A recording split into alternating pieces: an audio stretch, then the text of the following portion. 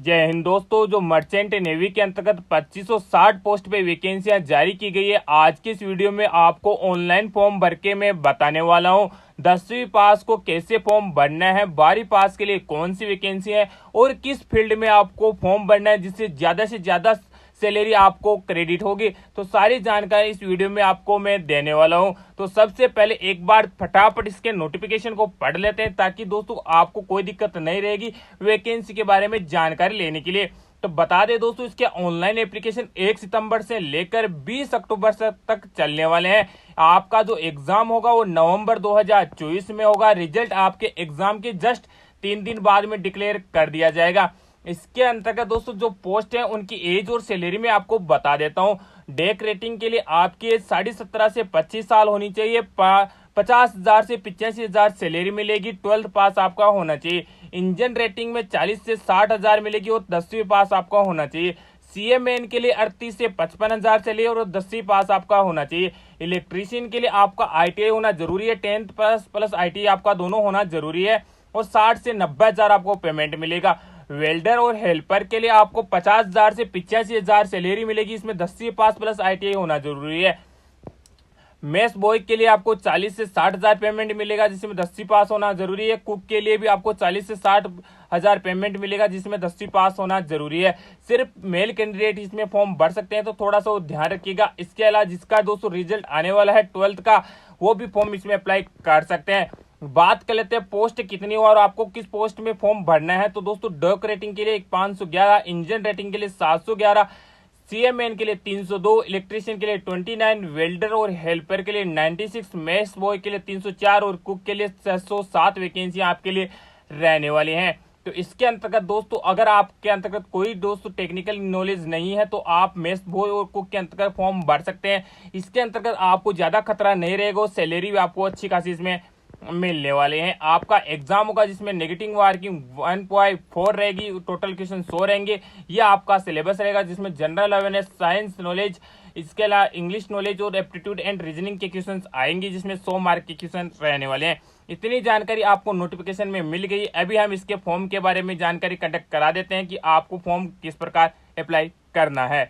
दोस्तों इसके लिए आपको CNLS मैरीटाइम एकेडमी के ऊपर आ जाना है। ये इसकी ऑफिशियल साइट है। यहाँ पे आपको दोस्तों अपना मोबाइल नंबर डालना होगा जो 10 डिजिट का रहने वाला है। वो आपका खुद का हो तभी डालना, क्योंकि उस पर मैसेज आएगा आपका जब एग्जाम होगा और एडमिट कार्ड होगा, उसकी इंफॉर्मेशन भी इसी के ऊपर आपकी आएगी। तो ये मोबाइल नंबर आपका खुद का ही दीजिए, जो चालू वही दीजिएगा। उसके ऊपर जैसे हम कंटिन्यू वाले ऑप्शन पर क्लिक करेंगे तो आपके पास नया पेज खुल जाएगा। Application form for merchant navy, application for admission in maritime academy. इसके अंतर्गत आपको करना क्या है कि कौन से में अप्लाइड करें, यानी सिलेक्ट पोस्ट कर लेने जी। सीएमएन होगा, कुक हो गया, फिटर हो गया, वेल्डर हो गया, इलेक्ट्रिशियन हो गया, मेस बॉय हो गया। सारी पोस्ट इसमें दी गई है। जिसमें आप अप्लाई करना चाहते हैं तो उसका यहाँ पर आपको नाम भर देना है। उसके बाद में कैंडिडेट नेम में आपका नाम आ जाएगा जो 10th की मार्कशीट में होगा। उसके बाद में आपके पिताजी का नाम आ जाएगा। उसके बाद में आपकी डेट ऑफ बर्थ भरनी है, जो भी सेम आपकी जो 10th की मार्कशीट में वही आपको यहाँ पे भरना होगा। जेंडर में सिर्फ मेल के लिए तो ऑलरेडी मेल भरा हुआ आएगा। नेशनलिटी में इंडियन कर देना है। ईमेल आईडी आपकी जो वैलिडेट है वो ईमेल आईडी भी आपको डाल देनी है। इसके अलावा मोबाइल नंबर ऑलरेडी हमने फीड कर दिया। एड्रेस ऑफ कैंडिडेट, जो आपका एड्रेस होगा जैसे हाउस नंबर हो गया, पोस्ट ऑफिस कौन सा पड़ता है आपका नज़दीकी पोस्ट ऑफिस, उसकी यहाँ पे डिटेल की जानकारी देनी है। उसके बाद में पुलिस स्टेशन आपका कौन सा रहेगा उसकी जानकारी यहाँ पे आपको देनी है। डिस्ट्रिक्ट आपका कौन सा रहेगा, ध्यान रखिएगा साहिबान, आपका पिन कोड भी यहाँ पे भरना होगा। सिटी यहाँ पे सिलेक्ट कर लेनी है, जो भी दोस्तों आपकी पूरी सिटी है, इंडिया की सभी सिटीज़ यहाँ पे आ जाएगी। तो अपनी जो भी सिटी है आपकी वो यहाँ पे भर देना है। स्टेट के अंतर्गत आपका जो भी स्टेट है, राजस्थान, तमिलनाडु, उत्तर प्रदेश, वो यहाँ सेलेक्ट कर देना है। पिन कोड आपको यहाँ पे भर देना है। उसके बाद में दोस्तों आपकी एजुकेशनल क्वालिफिकेशन यहाँ से आपको भरनी होगी। इसके अंतर्गत अगर आपने 10th कर रखा है तो सिर्फ 10th की भरेगा। अगर आपने हायर एजुकेशन कर रखी है तो पूरी डिटेल भर दीजिएगा, आपको ही दोस्तों सुविधा होगी आपके सिलेक्शन के लिए। 10th के अंतर्गत दोस्तों आपकी स्कूल और कॉलेज का नाम भरना है। उसके बाद में ईयर आपने कब पास किया था उसकी जानकारी देनी है। उसके बाद में दोस्तों आपका सब्जेक्ट में क्या क्या रहा है, जैसे आर्ट्स है, साइंस है या नॉर्मल है, तो क्या आपका आया था।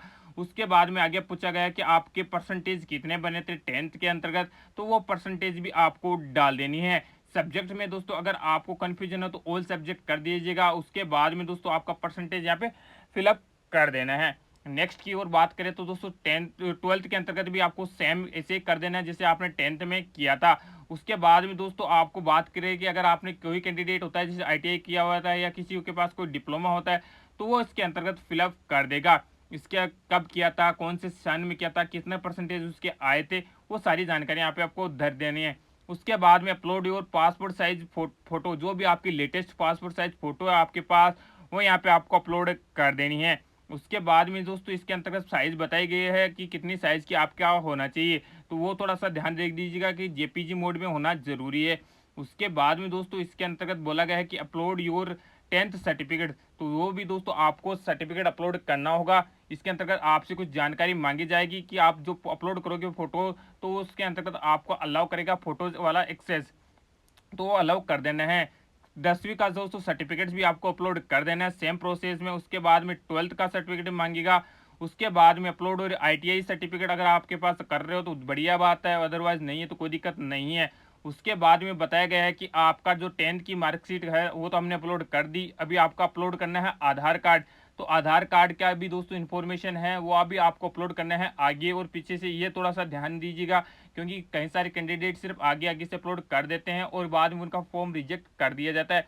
तो आधार कार्ड आपको आगे और पीछे दोनों साइड से अपलोड करना है, ये थोड़ा सा ध्यान में आप रखना होगा। उसके बाद में आपको डिक्लेरेशन फॉर्म पढ़ के उसके ऊपर नेक्स्ट कर देना है। यहाँ पे आपको नेक्स्ट का ऑप्शन दिखाई देगा, तो इसके अंतर्गत एक बार दोस्तों पढ़ लेना है, सारी जानकारी इसके अंतर्गत दी गई है। उसके बाद में नेक्स्ट वाले ऑप्शन पर आपको क्लिक कर देना है। जैसा कि बताया था कि इसकी पेमेंट फीस 100 रुपये है जो आपको नॉन रिफंडेबल रहने वाली है, यानी दोस्तों ये रिफंड नहीं होगी। इसको आप रुपए UPI से या गूगल पे, फोन पे इससे भी फिलअप कर सकते हैं।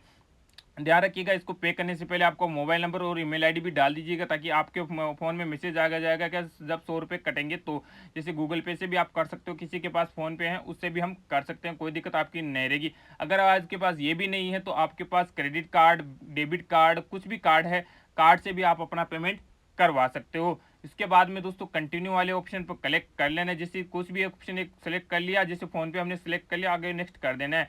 पेमेंट जैसे हम भर देंगे तो इसके अंतर्गत आपको रजिस्टर्ड जो मोबाइल नंबर होगा उसको गेट और एप्लीकेशन नंबर आपको सेलेक्ट कर लेना है। जैसे दोस्तों आपका मोबाइल नंबर यहाँ पे डालेंगे तो आपका दोस्तों जो एप्लीकेशन नंबर आएगा वो अपने आप अपने आ जाएगा। उसके बाद में हम दोस्तों इसको प्रिंट भी कर सकते हैं, ये थोड़ा सा ध्यान में रखिएगा। यहाँ पे दोस्तों अगर आपका योर एप्लीकेशन नंबर है वो मिल जाएगा तो जब आप एडमिट कार्ड डाउनलोड करोगे उस समय आपको प्रॉब्लम नहीं होगी। इसके अंतर्गत दोस्तों आपका एप्लीकेशन नंबर आ रहा है अपने पास कि हमारा एप्लीकेशन नंबर कौन सा था, तो ये सारी चीज़ें आपके सामने खुल के आ गई है। तो एक आपको पूरा पर मैंने डेमो देख के बता दिया कि कैसे आपको ऑनलाइन फॉर्म भरना है मर्चेंट नेवी का। अगर फिर भी आपको कोई प्रॉब्लम रहती है तो आप हमारे कमेंट सेक्शन में हमसे जुड़ के कोई भी डाउट है वो पूछ सकते हैं। अगर किसी प्रॉब्लम में दोस्त हो तो कोई आप हमारे व्हाट्सएप ग्रुप में भी जुड़ सकते हैं, वहाँ पे भी आपको साझा किया जाएगा। कैसा लगा वीडियो बताएगा जरूर। जय हिंद, जय भारत। एक लाइक और एक सब्सक्राइब जरूर कर दीजिए।